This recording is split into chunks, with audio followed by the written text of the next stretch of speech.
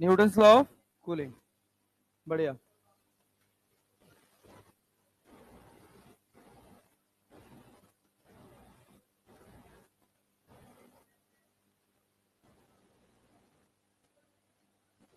ये बताओ भैया, स्टेफन बोल्ट्जमैन लॉ याद है?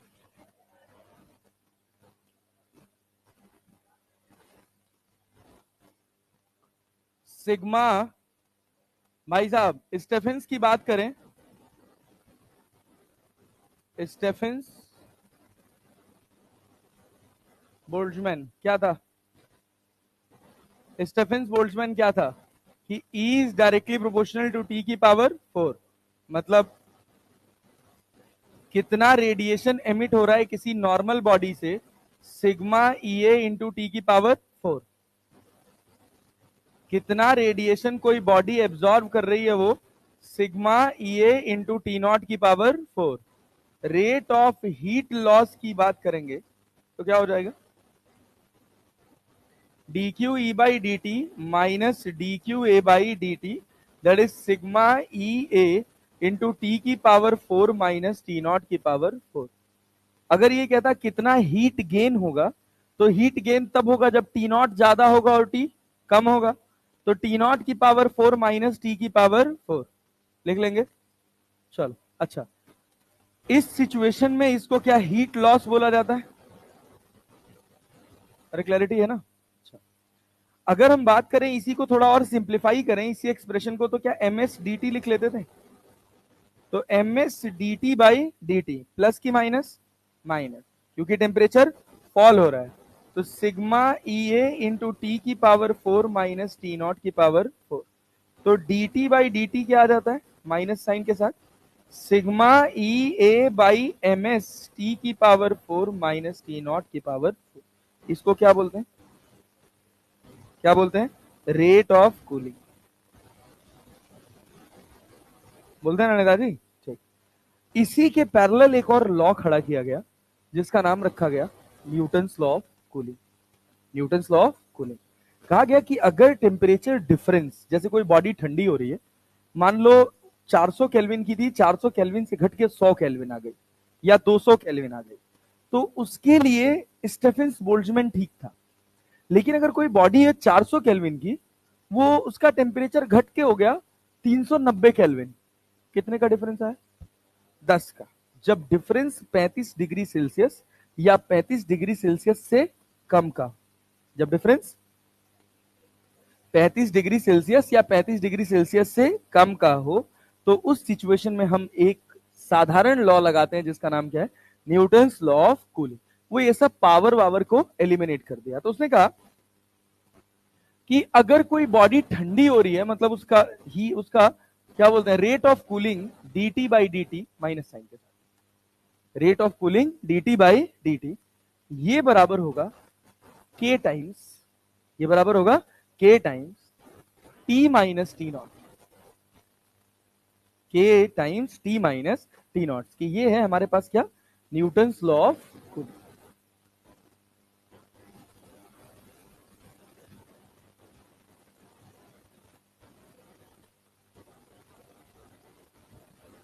क्या है भाई, क्या पढ़े हो अभी? dt by D T that is equal to k times t minus T. T not क्या है? टी नॉट क्या है भाई? सराउंडिंग टेम्परेचर, ठीक है ना? और k ऐसे प्रोपोर्शनलिटी कांस्टेंट, और dt बाई डी टी को तो हम जानते हैं रेट ऑफ कूलिंग, जानते हैं ना? सारा गेम यहाँ इस t को समझने का है। अगर हम कहें कि ये एक बॉडी है 200 डिग्री सेल्सियस पे, या मान लो हम कहें कि ये एक बॉडी है 60 डिग्री सेल्सियस पे या 80 डिग्री सेल्सियस पे, ये बॉडी 80 डिग्री सेल्सियस से ठंडी होकर हो गई है 60 डिग्री सेल्सियस। कितना ठंडा हो गया? 60 डिग्री सेल्सियस। तो जो सराउंडिंग का टेम्परेचर है वो हम कह रहे हैं कि तुम्हारे पास है 30 डिग्री सेल्सियस। कितना भाई साहब? 30 डिग्री सेल्सियस। तो सवाल पूछा गया कि आप बताइए रेट ऑफ हीट लॉस। क्या बताइए? Rate of heat loss. तो यहां सबसे बड़ी समझ का दौर यहां टी। क्या है भाई साहब? टी। क्लैरिटी है? इस टी को क्या लिखना है? अगर इस टी की बात करें तो ये लिखा जाता है टी एवरेज। क्या लिखा जाता है? बॉडी कहां से कितनी ठंडी हुई है? 80 से 60। 80 से, तो टी एवरेज कितना हो जाएगा? 80 प्लस 60 डिवाइडेड बाई 2, कितना? 70। टी एवरेज कितना हो गया? 70 डिग्री सेल्सियस। अच्छा, ब्यूटी इसकी यही है कि यहां पर सारे टेम्परेचर्स को आपको डिग्री सेल्सियस में रखने की आजादी है। किसी को भी आप चाहो सबको डिग्री सेल्सियस में रख सकते हो। क्लैरिटी है? अरे पक्का भाई साहब, कहानी क्लियर है? चलिए आगे बढ़ते हैं। हाँ, केल्विन में होगा तो केल्विन में, डिग्री सेल्सियस में होगा तो डिग्री सेल्सियस में। ठीक है, जो डिग्री सेल्सियस में हो पा रहा है वो केल्विन में होगा ही होगा। ठीक है, कोई दिक्कत नहीं। यहां भी क्या ये टेम्परेचर डिफरेंस है? यहां भी क्या है? Temperature difference. अरे है कि नहीं है? तो भाई डीटी का मतलब टेम्परेचर डिफरेंस ही तो हुआ। तो यहां भी जब टेम्परेचर डिफरेंस की बात करो तो डिग्री सेल्सियस में रखना, उसमें रखो, केल्विन में रखना है, केल्विन में रखो, टेम्परेचर डिफरेंस पे कोई फर्क पड़ता नहीं। अब सुनिए, यहां पर है तुम्हारे पास minus of D T by D T, और ये किसके बराबर है? K times T minus T not के। तो सारा ज्ञान किस पर है हमारे पास? टी एवरेज पर, जो किसके बराबर है? टी के। और सब तो हम कर लेते हैं। टेम्परेचर डिफरेंस कितना है? 20 डिग्री सेल्सियस। डी टी मान लो 2 मिनट, 1 मिनट, जो भी लग जाए। के अपने को कुछ ना कुछ डिफाइन रहेगा। टी कितना है? टी है 70, और टी नॉट? T not 30। अरे क्लैरिटी है ना? बस यही सवाल है, यही पूरा तुम्हारे पास न्यूटन्स लॉ ऑफ कूलिंग है। इतने ही न्यूटन्स लॉ ऑफ कूलिंग में सारा गेम हो जाता है। हाँ, इसका एक एक्सटेंडेड अंडरस्टैंडिंग है। क्या है? थोड़ी सी गणित आएगी, घबराइएगा मत। क्या पढ़े अभी न्यूटन्स लॉ ऑफ कूलिंग में? dt by dt minus times equals to K T minus T. ठीक ना? क्लियर है? अब यहां से जो पढ़ रहे हैं, अगर समझ आ जाए तो बहुत अच्छी बात है, अगर ना भी आए तो हम उसके रिजल्ट से भी चीजें समझ सकते हैं। ठीक है ना?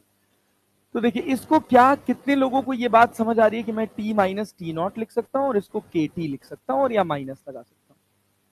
समझ आ रहा है? पक्का जी? टेम्परेचर मेरा बहुत छोटा था, यहां dt गया है, तो अभी इसको फिलहाल क्या पढ़े रहने? के dt। क्या दोनों तरफ इंटीग्रेट कर दें? हम कह रहे हैं इसको हम इंटीग्रेट कर दें 0 से लेकर टाइम t तक, और इनिशियली बॉडी का टेम्परेचर था T1 और घट के हो गया किसी भी टाइम t पर T, ये T2 है। क्लियर? हमसे कहा गया अगर हम इसको इंटीग्रेट करें तो बताओ क्या रिजल्ट मिलेगा? क्या x dx upon x natural log x होता है? हाँ, घूमत हो दादा, चाय पीने गया था। ओ, चाय लवर। हाँ भाई, ये बताओ dt upon T minus T not को, क्या आपको ये बात क्लियर है कि natural log T minus T not लिखा जा सकता है? लिख सकते हैं कि नहीं? लिख सकते हैं ना? और लिमिट कहां से कहां तक? t1 से t तक, और यहां क्या? Minus K T. लिख सकते हैं। इसको अगर हम फर्दर सॉल्व करें तो natural log T minus T not minus natural log T one minus T not बराबर क्या लिख सकते हैं? Minus K T. लिख सकते हैं। इस वाले हिस्से को इधर ले जाओ, natural log T minus T not. अब ये जो इक्वेशन है ना, इसको मार्क कर लो, ये तुमको दो तरह के रिजल्ट देगी। ठीक? Natural log T minus T not तुमको क्या मिला? Minus K T plus natural log टी1 माइनस टी। समय के साथ कौन चेंज हो रहा है? टी1 की टी? टी1 तो initial temperature fix, T not surrounding का टेम्परेचर फिक्स। समय के साथ कौन बदला? समय के साथ कौन बदला? टी बदला ना? तो कहा गया आप एक ग्राफ ड्रॉ करिए। देखिए, इस हिस्से से हमको कहा गया एक ग्राफ ड्रॉ करने के लिए, किसके किसके बीच का? नेचुरल लॉग, यहां इस एक्सिस पे लिखा गया natural log T minus T not versus time का। बताइए, natural log T minus T not मतलब ये वैल्यू कौन सी एक्सिस पे? वाई पे। क्या टी जो है ये हमारे एक्स एक्सिस पे? अरे है कि नहीं है? और ये हो गया हमारा इंटरसेप्ट। क्या हो गया? इंटरसेप्ट। और ये क्या हो गया? स्लोप। क्या y बराबर एम एक्स प्लस सी बन गया? लाइन कैसी? Straight line. स्ट्रेट लाइन ना? स्लोप पॉजिटिव की नेगेटिव? पॉजिटिव की नेगेटिव। क्या अगर हम ऐसे लाइन खींच दें कोई दिक्कत? अरे पक्का जी, यस। यहां पर देखो, जब समय शून्य है, जब समय शून्य है, तो natural log T minus T not की वैल्यू क्या natural log T one minus T not के बराबर है। मतलब इसको क्या मैं natural log T one minus T nought लिख सकता हूं। अरे लिख सकता हूं, इतनी ही बात है यार, बस और कुछ नहीं। अब इसी ग्राफ को, इसी वाले एक्सप्रेशन को यूज करके एक और टर्म बनाया गया, खाली थोड़ी सी गणित लगाई गई, और उसमें क्या कहा गया, देखो क्या है भाई ये अपने पास, क्या अगर तुम ऐसे मानो तो natural log T minus T not upon T one minus T nought लिख सकता हूं। Natural log A minus natural log B बराबर natural log A by B, that is equal to minus K T.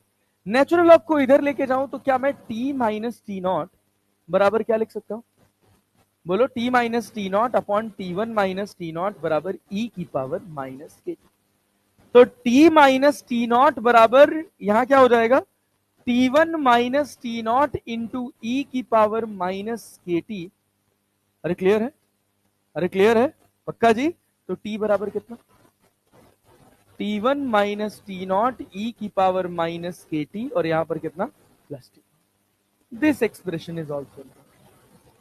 ये बताओ, ये जो time है, ये जो टेम्परेचर है, जो ठंडा हो रहा है, धीरे धीरे घट रहा है, इसका इस टाइम के साथ क्या एक्सपोनेंट का इनवर्स रिलेशन है। क्या एक्सपोनेंशियल के दो ग्राफ होते हैं, एक ई की पावर वन और एक ई की पावर माइनस वन।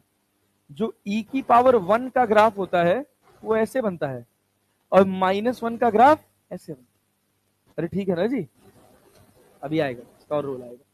ये पहले ये देखो कि ये जो हम निकाले हैं वो हमारी कंडीशन को जस्टिफाई कर रहा है कि नहीं। समय शून्य डाल दो, यहां पे समय क्या डाल दो, शून्य।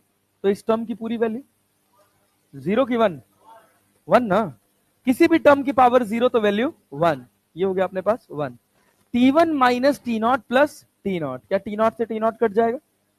इनिशियल टेम्परेचर कितना था, टी वन कितना था, हम कह रहे हैं इसकी जगह इनफाइनाइट डाल दो। क्या डाल दो, इनफाइनाइट। क्या डाल दो, इनफाइनाइट। अगर तुम इनफाइनाइट डाल दोगे तो ये ई की पावर प्लस इनफाइनाइट की माइनस इनफाइनाइट, माइनस इनफाइनाइट का मतलब नीचे आ जाएगा, और डिनोमिनेटर में अगर इनफाइनाइट हो तो वैल्यू क्या होती है, zero. One by infinite zero, बचा क्या। तो फाइनली आपके ऑब्जेक्ट का टेम्परेचर किसके बराबर होगा, समझ पाए। तो इसका भी ग्राफ ड्रॉ किया, इसका ग्राफ कहा गया कि भाई साहब टेम्परेचर वर्सेस टाइम का ग्राफ ड्रॉ करो। ये ग्राफ एक्सपोनेंट का, ये ऐसे चल जाता है।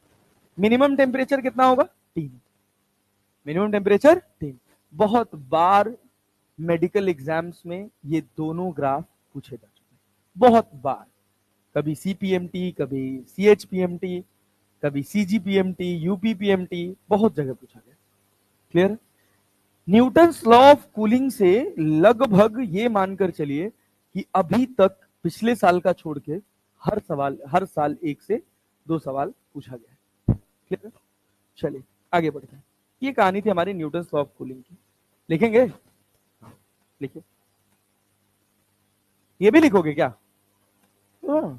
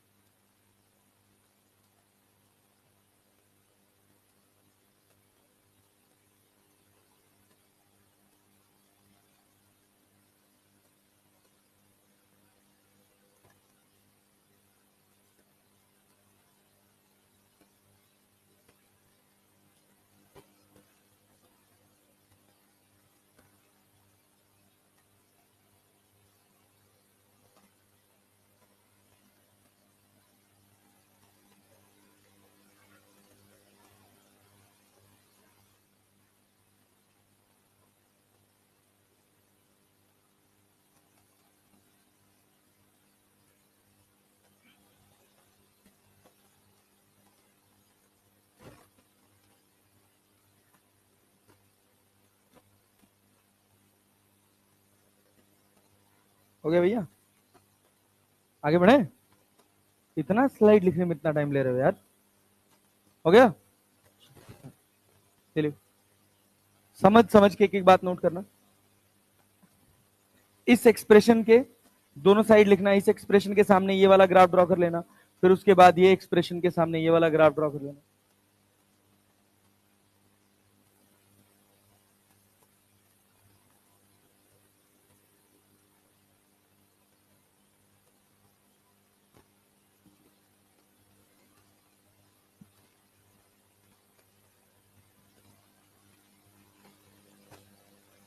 हाँ किसका? अबे इस इक्वेशन का ग्राफ है, graphical representation of Newton's law of cooling. ये इस इक्वेशन का ग्राफ है। रिलेशन बिटवीन ऐसे लिख के आएगा, जब भी ग्राफ आएगा तो ये और ये वेरिएबल डिफाइन होके आएगा।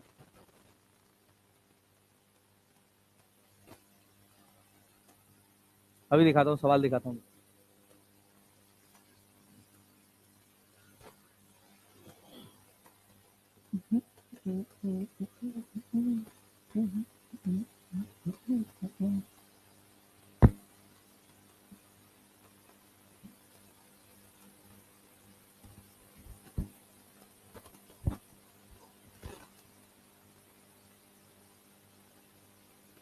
हो गया,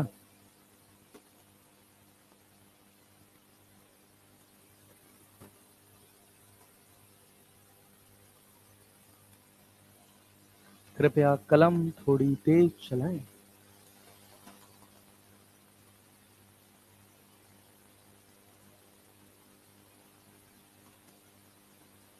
थर्मल का वो मिल गया था, शीट मिल गया था कल।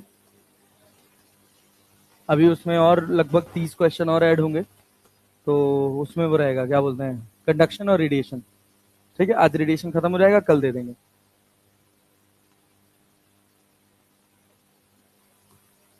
क्या जी? हमारा नहीं होगा भाई, हमारा बहुत काम आ गया कल। पहले तो सुबह क्रिकेट खेलना है, बहुत इंपॉर्टेंट है। आज हम बस सोए हैं 3 घंटा।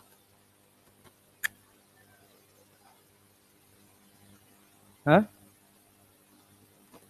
हाँ, वो तो लेट भेजे ही थे, वो तो 11 बज रहा था, तो वो तो मतलब जनरल टाइम होता है। एक्चुअली हम 1 बजे तक जगे थे, तो फिर हमने सोचा यार, मैं और सुधांशु सर बैठे थे, क्या मैच देखे यार, कल का कोई मैच था वो। ऐसे लग रहा था ये सब कौन, क्या हो क्या गया है इन लोगों को। मतलब मुझे ना तरस आ रहा था ऑस्ट्रेलियन बॉलर्स के, उनके ऊपर यार, साउथ अफ्रीकन बॉलर्स पे, क्या मारे हैं भाई। हाँ भाई, अभी जैसे ही कोई बड़ी सीरीज आएगी सब। लेकिन Tilak Varma will be the nice batsman for future, वो अच्छा बैट्समैन है। हाँ हाँ, और क्या है। मुंबई इंडियंस से बहुत स्टार निकले, आईपीएल की दो ही टीम ने तो प्लेयर्स दिए, सीएसके ने और एमआई ने। RCB is universal constant.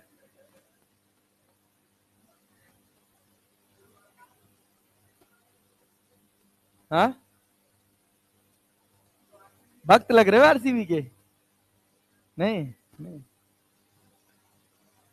हाँ भाई, क्या? हाँ, माइक टाइसन का फाइट आ रहा है, तो फाइट देख रहे हो क्या?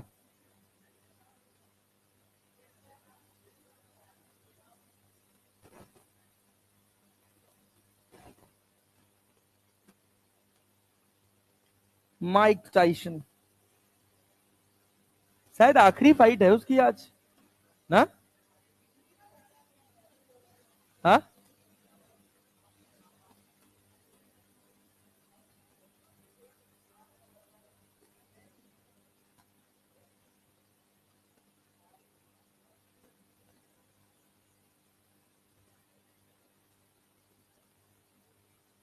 Mike Tyson. अरे भाई चले हो गया, चल आओ, इधर ध्यान दो भाई साहब। According to Newton's law of cooling, the rate of cooling of a body is proportional to, temperature of the body, temperature of the surrounding, fourth power of temperature of body, difference of temperature of body and the surrounding. Difference ना, अरे difference ना, चलो बहुत बढ़िया। Graph बताओ। A liquid in a beaker has temperature, रुक पढ़ तो ले। A liquid in a beaker has temperature theta at the time T, theta naught is the temperature of surrounding, then according to Newton's law of cooling the correct graph between कौन सा होगा? अरे straight line मिलेगा ना, सुन और सुन। if a piece of metal is heated to temperature theta and then allowed to cool in the room which is at temperature theta naught, the graph between the temperature of the metal and time will be कौन सा? अभी तो पढ़ाए हैं, temperature versus time. हाँ भाई, अगला। A bucket full of hot water, a bucket full of hot water cools from 75 से 70 इन टाइम t1, दूसरा 70 से 65, तीसरा 65 से 60, सबका टाइम अलग अलग। कहा गया टाइम का रिलेशन बताओ, टाइम का रिलेशन क्या क्या पढ़े हो भाई? सुनो, dt by dt equals to k t minus T not. क्या टेम्परेचर डिफरेंस 35 डिग्री सेल्सियस से कम है कि नहीं है? जब टेम्परेचर डिफरेंस 35 डिग्री सेल्सियस से कम होगा तो क्या लगाओगे? Newton's law of cooling, otherwise Boltzmann law, Stefan's Boltzmann law. ठीक है ना? चलो भाई, तो dt बाई dt बराबर के टी माइनस टी नॉट। क्या आपने को सारा गेम टी पे देखना है? और ये टी क्या टी एवरेज होता है? तो टी एवरेज अगर पहले वाले का देखोगे तो क्या होगा? 72.5, दूसरे वाले का 67.5, तीसरे वाले का 62.5। सबसे ज्यादा टेम्परेचर एवरेज किसका है? ऊपर वाले का। तो सबसे कम समय में ठंडा होगा। अरे होगा कि नहीं होगा? देखो इनवर्सली प्रोपोर्शनल है कि नहीं है? अरे है भाई, पक्का ना? तो क्या होगा? T1 सबसे सबसे कम, T2 सबसे, T3 सबसे ज्यादा, T2 तो मान लो बीच का है तो बीच में रहेगा। अरे क्लियर है? अब सवाल पे आओ, जैसे ये पढ़ो। The thermal capacity of two bodies are in the ratio of 1:4। If the rate of heat loss if the rate of heat loss of if the rate of loss of heat are equal for two bodies under identical condition of surrounding, then the ratio of rate of fall of temperature of the two bodies। क्या इसमें कहीं ऐसी बात करी कि temperature difference 35 degree Celsius या उससे कम है? नहीं। तो जब भी ऐसी बात ना करे तो यहां पर हम लगाएंगे स्टीफेंस बोल्ट्जमैन लॉ। इसी वजह से मैं इसको बीच में ले आया कि जहां कहीं भी टेम्परेचर का स्पेशलाइजेशन ना हो, वो ये ना बोले कि डिफरेंस 35 डिग्री सेल्सियस से कम का बनता हुआ ना दिख रहा हो, तो तुम कहां खेलोगे? Stefan's Boltzmann law. ठीक है? अब यहां देखना, एक बात आएगी तुम्हारे पास नई, जिसको हम आगे थर्मोडायनेमिक्स में बहुत पढ़ेंगे। सिग्मा ई ए टी की पावर 4 माइनस टी नॉट की पावर 4। तुम्हें पूछा क्या है? Heat loss. क्या कह रहा?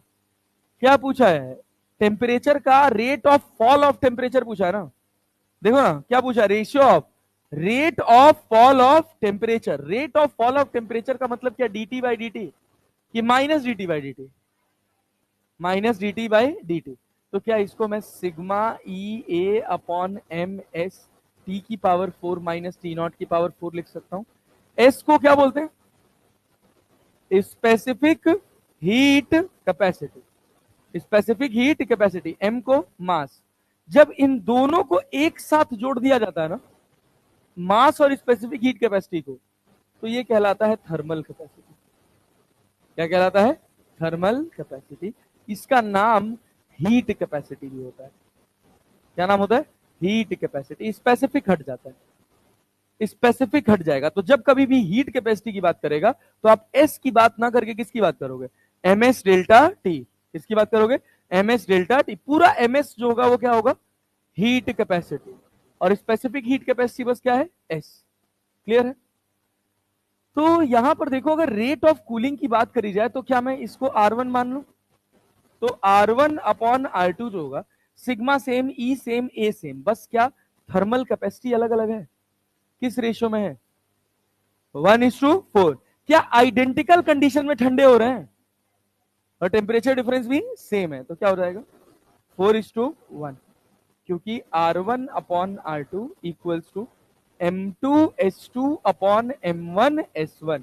क्या M1S1 थर्मल कैपेसिटीज है और M2S2 क्या है? Thermal capacity of 2। इसका रेशियो कितना है? 1:4, तो उल्टा हो जाएगा, तो क्या हो जाएगा 4:1। क्लैरिटी है? तो सही आंसर कौन सा हो जाएगा? और आगे बढ़ो, ये देखो नीट 2021 क्या पूछा, बहुत सिंपल सवाल है, कुछ नहीं। क्या कह रहा? A cup of coffee from 90 degree Celsius cools from 90 degree Celsius to 80 degree Celsius, कितनी देर में? T time. 90 से 80 जाने में कितना समय लगा? T. When the room temperature is 20 degree Celsius, the time taken by similar cup of coffee to cool from 80 degree Celsius to 60 degree Celsius at room temperature same at 20 degree Celsius। पहला condition क्या है? पहले formula तो लिख लो, delta T by ये D T by D T से लिख लिया करो, minus of D T by D T equals to क्या? K T minus T. क्या हम लिख सकते हैं अब टी माइनस टी ना? न्यूटन लॉ ऑफ कूलिंग लगा सकते हैं कि नहीं? क्योंकि टेम्परेचर डिफरेंस कितने का है? 10 का। अरे है ना? तो माइनस डी टी क्या टेम्परेचर डिफरेंस है? माइनस डी टी का मतलब तो टेम्परेचर डिफरेंस है ना। तो 90 में से 80 घटाओगे तो कंडीशन 1 और कंडीशन 2, कंडीशन 1 90 में से 80 घटाओगे तो 10 divided by D T, divided by D T T, ये डी टी टाइम है रे आंटी। क्लियर है? और दूसरे वाले का, अच्छा चलो पहले वाले का पूरा लिख लो, पहले पहले वाले का पूरा लिख लो। देखो बराबर कितना, के तो कांस्टेंट है, टी क्या टी एवरेज हो जाएगा कितना? 85 माइनस टी नॉट कितना है? अरे 20 है ना? यस। अच्छा दूसरी situation, condition 2, condition 2 20 by T dash, यही तो निकालना है, इक्वल्स टू के, और ये कितना? 80 और 60 का एवरेज 70, 70 माइनस 20, क्या दोनों को डिवाइड कर दें? अरे दोनों को डिवाइड कर दें, क्या 10 दूना 20 हो जाएगा? क्या टी डैश बाई 2t हो जाएगा? सोचो डिवाइड करोगे, क्या टी डैश ऊपर टी नीचे और 10 दूना 20, 2 नीचे। अरे क्लियर है? के से के निपट जाएगा, 85 में से 20 जाएगा तो 65, और 70 में से 20 जाएगा तो 50, 2 से 25, 5 से, तो टी डैश बराबर कितना? 13/5t। क्या इस तरह के सवाल और बना लोगे? अरे बना लोगे यार? यस, तो बनाओ। नीट उड़ीसा 2019, बनाओ बनाओ बनाओ बनाओ, सबसे बनना चाहिए भाई, तब मतलब है पढ़ने पढ़ाने का। यार डिंपल नहीं आ रहा यार, डिंपल को पकड़ के ले आओ कोई यार। अभी आया था, आया था, भाग गया, फिर आएगा इनऑर्गेनिक में।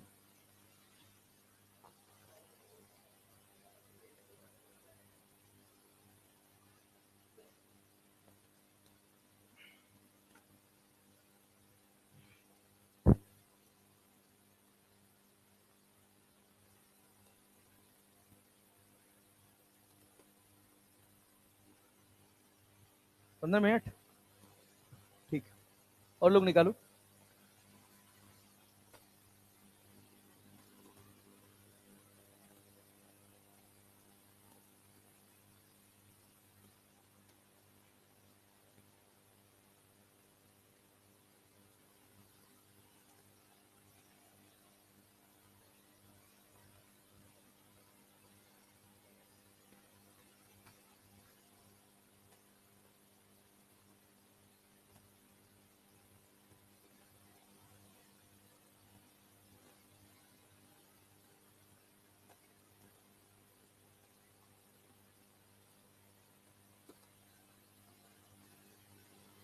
कैसे कर रहे हो यार, तुम लोग का आंसर नहीं निकल रहा भाई।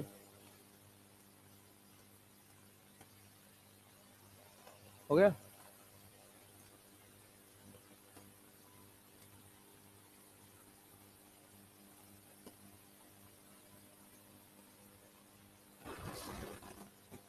15 मिनट, हाँ, बढ़िया। कब है? ठीक। क्या भाई, ये बताओ, ऑब्जेक्ट कहां से कहां तक ठंडा हुआ है? 80 से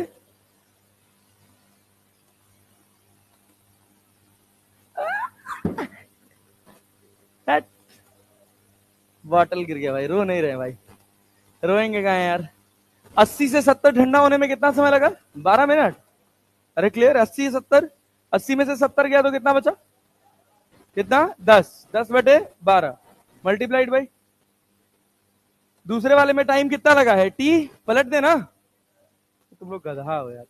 टी, और उसके बाद कितना समय डिफरेंस यहां भी कितने का है? 10 बराबर पहले वाले में एवरेज कितना?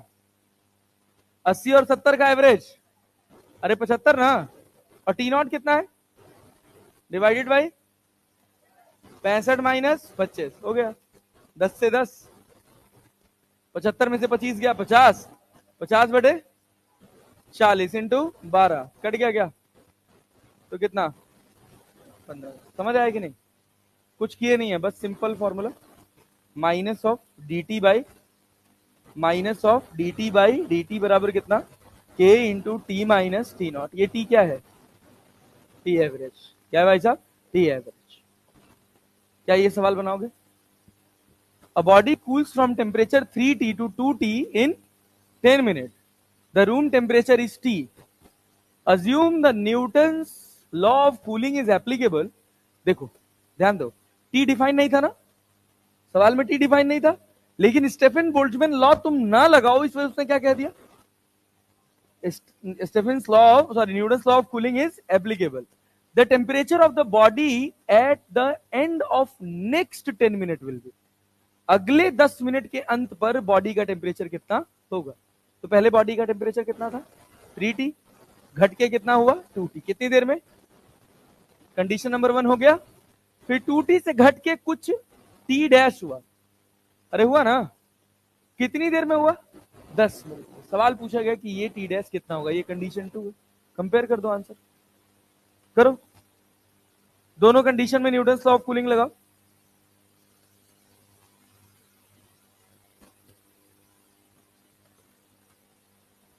ध्यान से करना,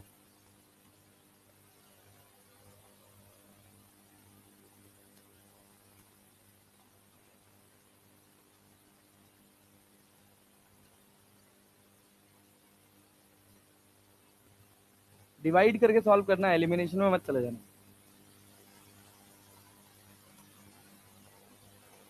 दोनों कंडीशन में इक्वेशन लिखो, फिर डिवाइड कर दो।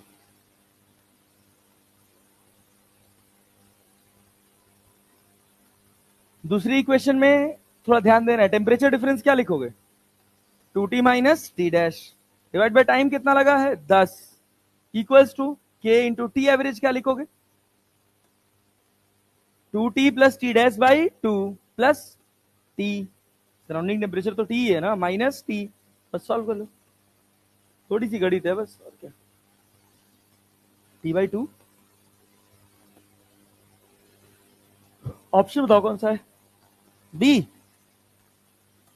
3/2। गुड, बहुत अच्छा। काशी तुम्हारा पेन चल नहीं रहा है आजकल, क्या बात है?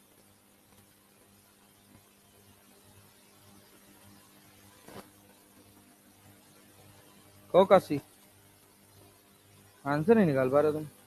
क्या रेडिएशन आ नहीं रहा क्या?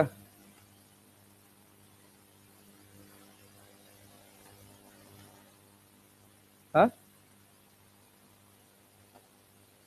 कन्वेक्शन में कुछ है ही नहीं ना, कन्वेक्शन हमारे सिलेबस में ही नहीं है।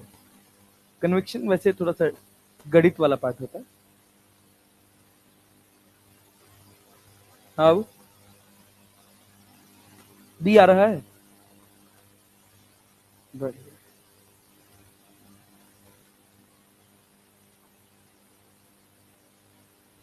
कितने लोग इक्वेशन लिख के गणित नहीं सॉल्व कर पा रहे?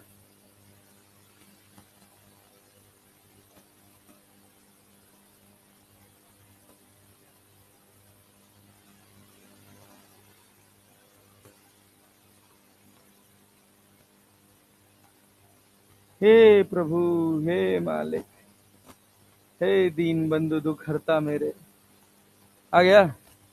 अबे सुनो गधा, पहला कहां से कहां गया? 3T से 2T, टेम्परेचर डिफरेंस कितने का है? T का। टाइम कितना लगा है? 10। दूसरे में टाइम कितना लगा है? 10। और कहां से कहां गया? 2T माइनस टी डैश, यही तो गया। T1 upon dt1 upon dt1 dt2 D, फिर उसके बाद स्मॉल टी। इनवर्स प्रोपोर्शन है तो ऊपर चला जाएगा ना। ये समझ पा रहे हो कि नहीं? फॉर्मेशन सबको आ रहा है जी? ये किसके बराबर है? के लिखने की कोई जरूरत नहीं है। पहला 3T से 2T, 3T और 2T का एवरेज कितना हो जाएगा? 5T/2 हो जाएगा। अरे हो जाएगा। माइनस सराउंडिंग टेम्परेचर कितना है? T, डिवाइडेड बाई यहां हो तो क्या लिखोगे भैया? 2T plus T dash by 2 minus T, यही तो लिखोगे दादा। तो क्या नहीं आ रहा है यार? 10 से 10 नहीं कट जा रहा है। इस टी से ये टी नहीं काट पा रहे हो कॉमन लेके। तो 1/2T माइनस टी डैश, 2 1 में 2, 5 में से 2 गया कितना? 3। और इधर कितना? 2T plus T dash minus 2T, 2T से 2T कट गया। नहीं आया, नहीं आया। अबे जाओ बे, तुम गधा हो एकदम से, प्रचंड गधा। ये देखो, ये आया है 2T माइनस टी डैश। इसको ये टी कॉमन लेग काट पाओगे कि नहीं ऊपर ऊपर का? तो क्या बचेगा यहां से? 5 - 2/3। इसका 2 इधर जाएगा और फिर एलसीएम जो था वो ऊपर चला जाएगा। और यहाँ क्या लिखोगे? यहाँ क्या लिखोगे? 2T plus T dash minus 2T। कहां पे? यहाँ पे वही भावनाओं समझो। 5 में से 2 गया, कितना बचेगा? 3। क्या ये 2 से 2 कट जाएगा? क्या बचा बे? 1/2T माइनस टी डैश बराबर कितना? 3/T dash. तो 4T डैश, टी डैश ये 3T डैश, 4T डैश बराबर कितना है? 6। 6, हाँ 3 × 2 = 6, सही तो है 6T। तो टी डैश बराबर कितना? 3/2T। थोड़ा सा सोफिस्टिकेटेड सिंपल कैलकुलेशन तो किया करो, क्या कॉम्प्लिकेट करते हो हर चीज को? समझ ही नहीं पा रहे थे सर कैसे टी डैश को एक तरफ ले जाए को? हाँ,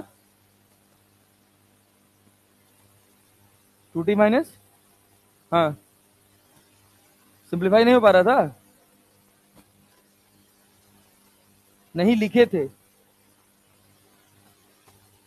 dt किसका टेम्परेचर डिफरेंस है? ठंडा हो रहा है बॉडी की सराउंडिंग, ठंडा हो रहा है?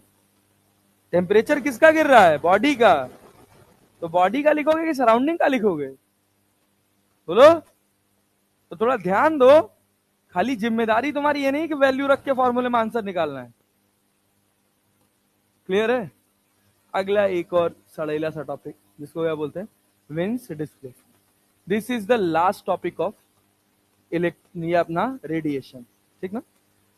विंस डिस्प्लेसमेंट में एक बात कही गई, क्या कहा गया?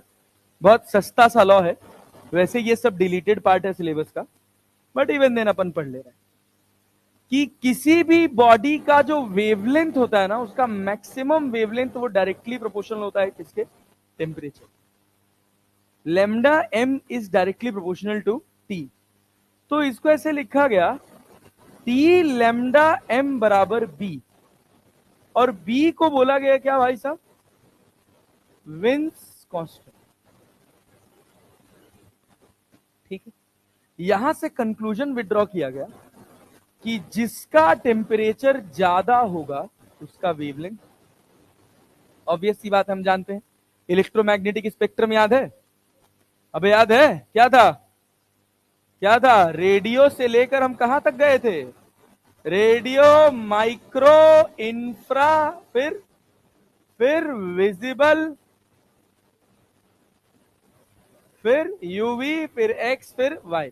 जैसे जैसे आगे बढ़ोगे वेवलेंथ बढ़ेगी, एनर्जी बढ़ेगा, फ्रीक्वेंसी बढ़ेगा, वेवलेंथ घटे। आया क्या? बी क्या है? Wins constant. बी क्या है भाई साहब? Wien's constant. विंस कांस्टेंट का वैल्यू क्या होता है? विंस कांस्टेंट का किसी को याद है? वैल्यू ऑफ विंस कांस्टेंट 3.7 6 कुछ तो होता होगा, मुझे भी नहीं याद है। रुको देखो, रुको, इसमें है 2 पॉइंट होता है क्या? हाँ हाँ, ये रहा, कहाँ गया? 2.88 इंटू 10 to the power 6 नहीं, 6 नहीं, 10 to the power माइनस 3। देख लो यार, बताओ क्या होता है? हाँ, 2.89,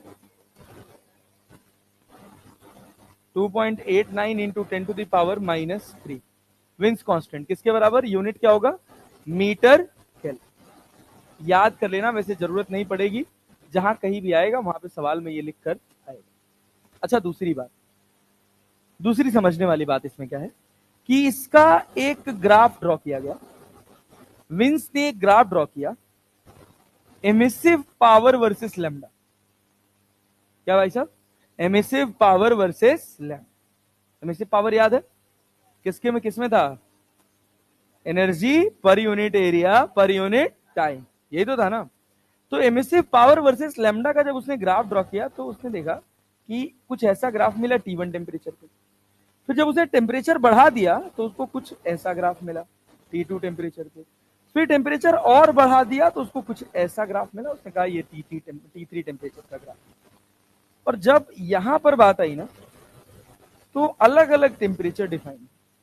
उसे जो T1 T2 बोला ना, वो ऐसे पीक टेम्परेचर थे।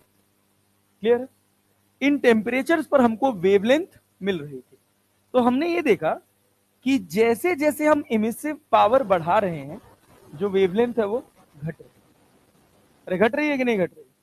लेकिन एक स्पेसिफिक टेम्परेचर पर एक स्पेसिफिक रेंज ऑफ वेवलेंथ ही संभव है। नहीं आया? आया?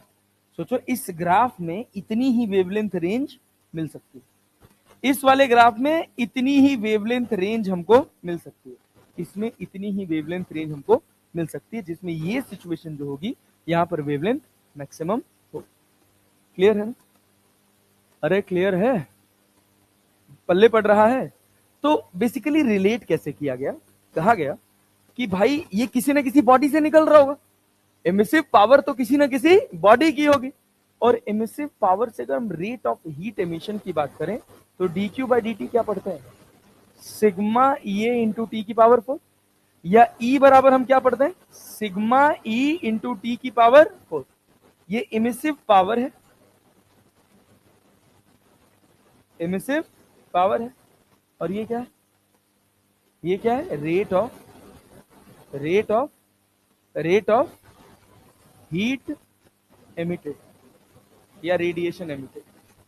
अरे क्लैरिटी है? अब सोचो, मान लो हम तुमको कह दिए कि एक बॉडी है, उसका टेम्परेचर कुछ स्पेसिफिक है, 2734 केल्विन, इतना टेम्परेचर है। तो अलग अलग रेंज की वेवलेंथ एमिट कर रही होगी कि नहीं? इस टेम्परेचर पर, जैसे मान लो हम तुमको बताए थे कि लोहा है, आयरन ले लो, उसको गर्म करो, तो जब शुरुआत में वो कौन से कलर का होता है? रेड। लेकिन लास्ट में जब मोल्टन हो जाएगा तो व्हाइट, क्योंकि वो अपने साथ सारे कलर्स कैरी कर रहा है। अरे कैरी कर रहा है ना। तो इसमें सवाल पूछा जाता है, कौन सा ऐसा वेवलेंथ होगा जिस पर एनर्जी मैक्सिमम होगी? कौन सा ऐसा वेवलेंथ होगा जिस पर एनर्जी मैक्सिमम? अरे क्लैरिटी है? पक्का जी? क्लियर? तो आपको करना क्या है, इस टेम्परेचर पर, अब मान लीजिए ब्लैक बॉडी है, नॉर्मल बॉडी है, जो भी बॉडी होगा, क्या उसका ई दिया होगा? इस टेम्परेचर पे क्या इमिसिव पावर निकाल सकते हैं? निकाल सकते हैं? क्या होगा इमिसिव पावर? मान लीजिए हम एमिसिव पावर रखेंगे तो क्या बोल्ट्जमैन कांस्टेंट हम जानते हैं, ई की वैल्यू हम जानते हैं, बॉडी पे डिपेंड करेगा। दूसरा क्या? टेम्परेचर की पावर 4, टी की पावर 4। अब हम कैलकुलेट करें इसको, हमें ई मिलेगा। क्या मिलेगा? ई। ये ई मिल गया। क्लियर है? अब हमको देखना है एक और बात, क्या? Lambda is inversely proportional to क्या है? टी, है ना। तो लैम्डा एम बराबर क्या लिखोगे? लैम्डा एम बराबर क्या लिखोगे? यहां से सोचो ना, तुम्हारे पास लैम्डा एम बराबर क्या लिखोगे? B by clear? अरे क्लियर है? अब सोचो क्या करोगे, अलग अलग टेम्परेचर रख। अब मान लो तुमको दो बॉडी दे दिया, एक T1 दे दिया, एक T2 दे दिया, तो T1 और T2 को रख के देखोगे तो क्या मिलेगा तुमको? E, emissive power. Lambda M is inversely proportional to T, तो क्या इसको हम यहां डाल सकते हैं? क्या लैम्डा का भी रिलेशन बना सकते हैं एमिसिव पावर के साथ? अरे बना सकते हैं कि नहीं बना सकते हैं? तो अगर हम मान लो ऐसे बात कहें, सुनो, जैसे हम बात करें कि हमारे पास एक कहानी है, क्या है कहानी कि E किसके बराबर है, सिग्मा E इंटू टी की power 4, sigma E into T की पावर 4। एक बॉडी है उसका लैम्डा एम अलग है, दूसरी बॉडी है उसका लैम्डा एम अलग है। कहा गया दोनों का इमिसिव पावर का रेशियो बताओ। तो E1 upon E2 equals to क्या लिखोगे, T1 की पावर 4 अपॉन T2 की पावर 4। और इसको क्या लिख सकते हो तुम, सोचो, लैम्डा 2 की पावर 4 अपॉन लैम्डा 1 की पावर, लैम्डा 2 की पावर 4 अपॉन लैम्डा 1 की पावर 4 क्यों, 4 है, लैम्डा 2 की पावर 4 अपॉन लैम्डा 1 की पावर 4। समझ आया कैसे किए, समझ आया क्या किए, क्या किए भाई, यहां से हम विंस डिस्प्लेसमेंट से क्या उठाए, lambda M is inversely proportional to T. तो E1 अपॉन E2 बराबर कितना आ गया, T1 की पावर 4 अपॉन T2 की पावर 4 इक्वल्स टू लैम्डा 2 की पावर 4 अपॉन लैम्डा 1 की पावर 4। अब सुनो, ये तुम्हारे पास हो गया basic basic Wien's displacement law. अब इसकी कहानी पढ़ो यार, which of the following is the lambda M T graph of perfectly black body. Inversely proportional होता है, अरे इनवर्सली प्रोपोर्शनल होता है तो कौन सा हो जाएगा, lambda M is inversely proportional to T, lambda M is inversely proportional to T. अच्छा ये सवाल बताओ कौन सा वाला ग्राफ, इंटेंसिटी और एमिसिव पावर दोनों का फॉर्मूला सेम होता है, तो एमिसिव पावर की जगह इंटेंसिटी भी लिख दे तो कोई दिक्कत वाली बात नहीं है। देखो जैसे जैसे तुम्हारा लैम्डा घटता जाएगा क्या पीक तुम्हारा इस तरफ शिफ्ट होता जाएगा, तो सही कौन सा होगा पहले, अरे क्लैरिटी है ना, क्या चीज, थर्ड का पीक कॉन्साइड कर रहा है, ये इंटरसेक्ट कर गया, इंटरसेक्ट कभी नहीं करेगा, सेकंड का नहीं कर रहा है ना, ये देखो इसका इधर है और इसका पीक इधर राइट साइड है, या इंटरसेक्ट कर रहा है, शिफ्ट नहीं हुआ है, क्लैरिटी ना, प्रॉपर शिफ्टिंग बस हमको एक ही जगह दिख रही है, वो क्या है 1, इसी वजह से पहला वाला ग्राफ सही। अच्छा ये बताओ, सुनना सवाल बढ़िया है, पढ़ो क्या कह रहा है, the temperature of a furnace कितना है 2324 degree Celsius and the intensity is maximum in its radiation spectrum nearby 1200 angstrom, 12000 angstrom. If the intensity in the spectrum of a star is maximum nearly 4800 angstrom, then the surface temperature of the star is, क्या करोगे, comparison करना है, कर रहा है ना भाई साहब, अगर किसी पर्टिकुलर टेम्परेचर पर हमको कोई वेवलेंथ दी हुई है तो तुरंत हम समझेंगे लैम्डा एम इंटू टी बराबर बी, तो लैम्डा 1 T1 बराबर लैम्डा 2 T2। क्लैरिटी है, लैम्डा 1 कितना है जी, लैम्डा 1 कितना है 12000 और T1 कितना है 2324 प्लस 273, याद रखना केल्विन में रखा जाएगा, किसमें रखा जाएगा केल्विन, इक्वल्स टू, सेल्सियस में था तो केल्विन में कन्वर्ट करेंगे ना, अरे तो कोई बात नहीं, आंसर डिग्री सेल्सियस में आ रहा तो सर हम डिग्री सेल्सियस में सॉल्व करेंगे, अरे नेता, अरे नेता, सर डिग्री सेल्सियस में निकाल के लास्ट में केल्विन में कन्वर्ट कर देंगे,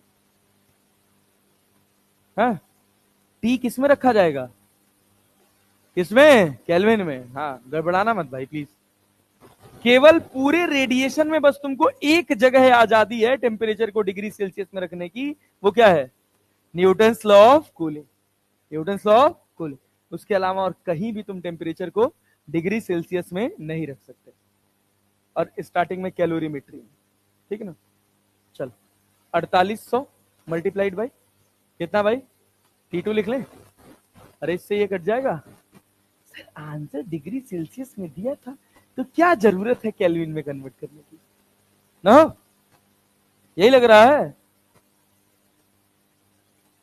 अब एक गधी है क्या, ये देखिए लैम्डा 1 को इसमें मल्टीप्लाई करेगी, इसमें मल्टीप्लाई करेगी, वैल्यू बदल नहीं जाएगा, बदलेगा कि नहीं बदलेगा, तो रखना केल्विन में ही रखना, ठीक है ना, पहले केल्विन में निकाल के 273 घटा देना, डिग्री सेल्सियस में आ जाएगा, अरे दादा हो हे प्रभु, केल्विन में आ गया आंसर, अब डिग्री सेल्सियस में कैसे ले आए, तो T2 बराबर कितना, 120 डिवाइडेड बाई 48। इनको जोड़ोगे तो भाई, इनको जोड़ोगे तो 4 3 7, 7 2 9 और 3 2 5 और यहां पर 2। क्लियर है? अब इसको करो, कितना आ रहा है, कितना आ रहा है जी? सी आंसर आ रहा है, 6219 आ रहा है क्या, कि कन्वर्ट करने के बाद आ रहा है? पहले निकालो इसको, पहले इसको, इसकी वैल्यू कैलकुलेट करो। 12 से कट जाएगा, 12 दूना 24, 12 36, 12 चौक 48, 12 नाम है, फिर 2 से, 2 दूना 4, 2 पच्चे 10, आसान तो है। 5 7 35, 5 9 45, 46 47 48, 50 में 25, 25 4 29, 5 दूना 10, 2 12 डिवाइडेड बाई 2, 2 छक्के 12, 2 चौक को 8 और 2 चौक को 8, 2 9 18, फिर उसके बाद 2 दूना 4, यहाँ 5, तो 6492.5 माइनस 273 डिग्री सेल्सियस। क्लियर है? थर्ड आ गया क्या? 12 में से 3 जाएगा तो 9, 9 3 12, ठीक है। कौन सा आ गया? थर्ड आंसर हो गया, तीसरा वाला। अरे क्लियर है?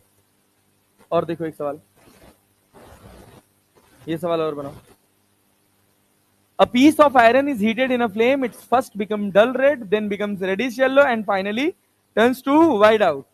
The correct explanation for the above observation is possible by using कौन सा? बी ना? सर अभी यही पढ़ रहे थे तो यही होगा। ये बताओ, नीट 2018 बताओ। The power radiated by a black body is P and it radiates maximum energy at wavelength lambda naught. कल क्लास लगी है तुम लोग की नहीं लगी है? कितने बजे? अभी नहीं लगा है, ठीक। maximum energy at wavelength lambda naught if the temperature of the black body is now changed, मैं नहीं लूंगा, so that its radiation, it radiates maximum energy at wavelength 3 by 4 lambda naught. The power radiated by it becomes Np. The value of N is, कैसे answer?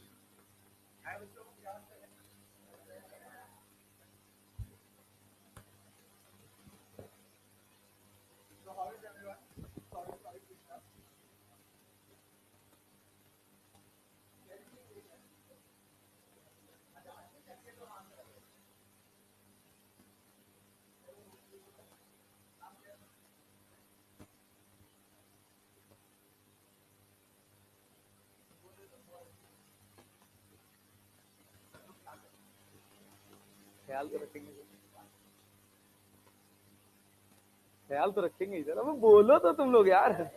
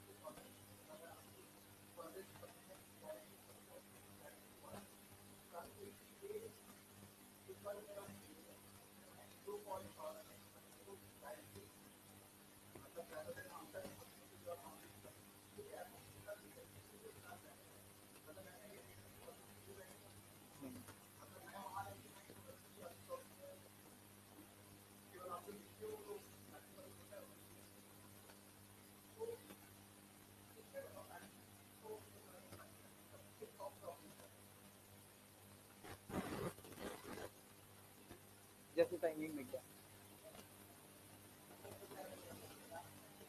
अच्छा, जो पहले हो रहा था वो कर दिया था। एक बहुत रश होता है जैसे।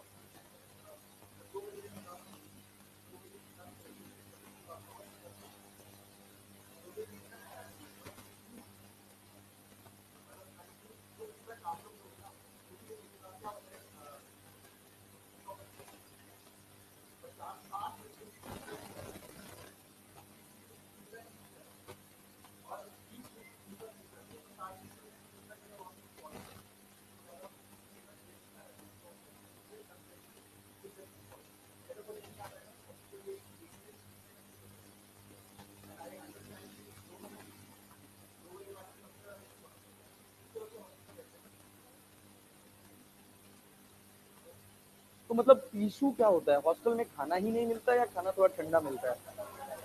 खाना खत्म हो जाता है। तो इट इज लाइक कि तुम्हारा इंडिविजुअल, वहां कोई फूडिंग का सिस्टम नहीं है कि मैं आपको पैसा दे रहा हूँ तो मेरी क्रेडिबिलिटी आपके ऊपर है, आपको मुझे खाना देना है, ऐसा कुछ नहीं है।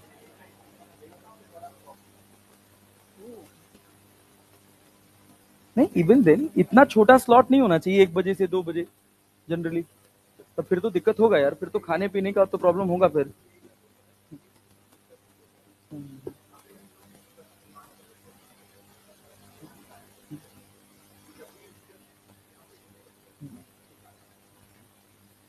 ठीक है, उससे मतलब ऐसा अगर आप देखा जाए तो अभी तो ठीक है, सिस्टम सेट हो गया है।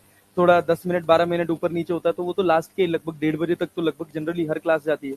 तो आधे घंटे के स्लॉट की वजह से अगर हम पूरा टाइम चेंज करने जाएंगे ना तो फिर बहुत रश हो जाएगा। समझ रहे हो? हम सर खत्म सर, आज रेडिएशन खत्म। नहीं, अभी ये बचा है केटीजी थर्मो। केटीजी मतलब दिसंबर फर्स्ट वीक में 11th खत्म, उसके बाद 12th स्टार्ट।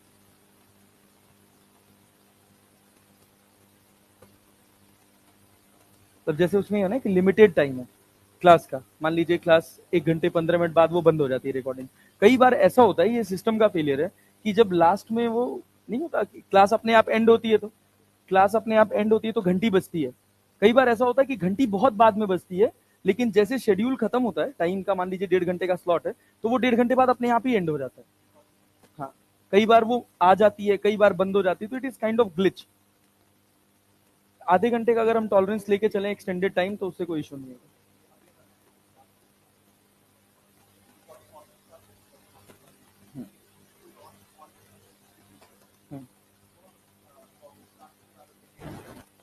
कंट्रोल कर लेंगे। मैनुअली दोनों कर दे सर, मैनुअली ज्यादा अच्छा है दोनों में।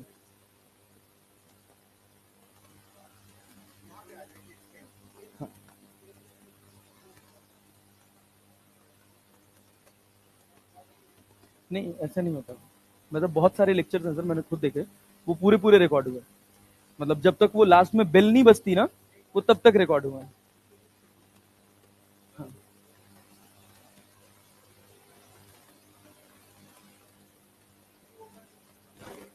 अच्छा ओके।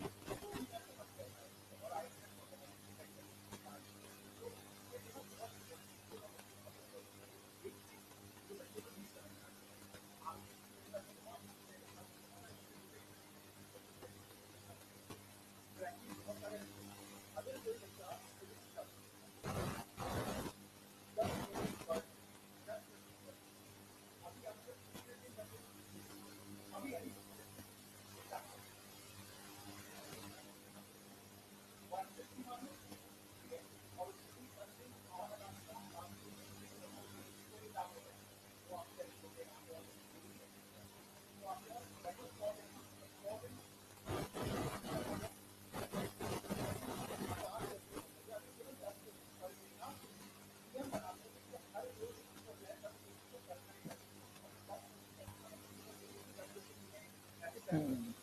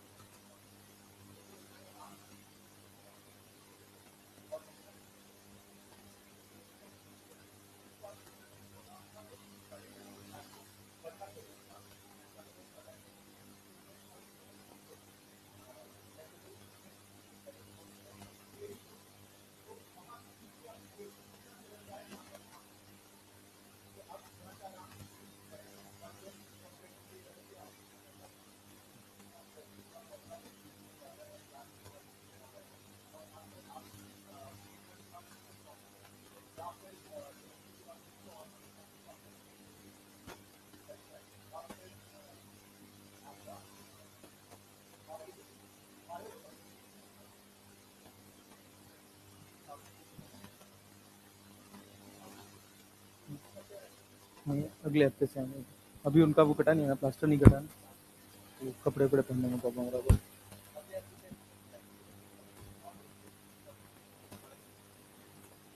हो जाएगा, सब हो जाएगा।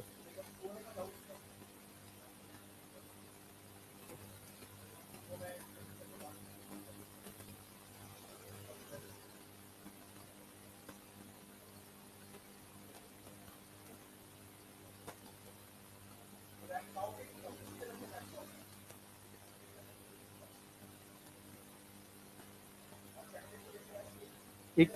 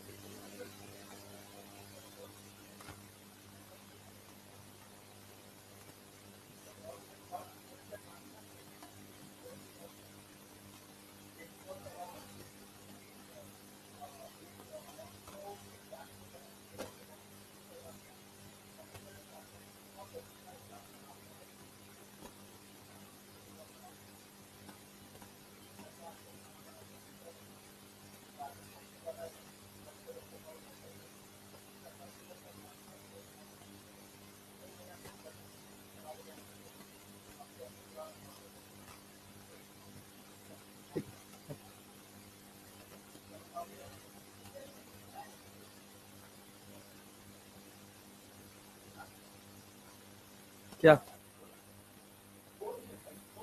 हो गया? सब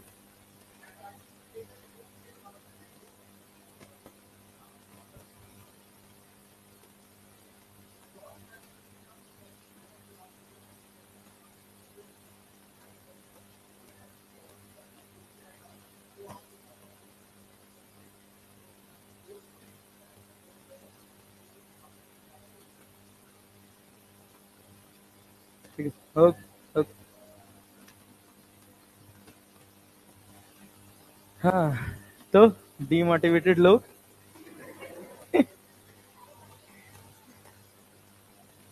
हैं।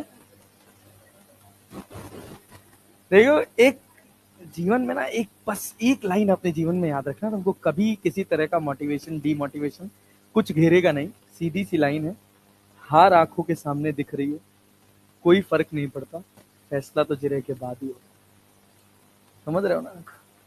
आखिरी लड़ाई जब तक लड़ नहीं ले तब तक क्या हारे यार। ठीक है ना?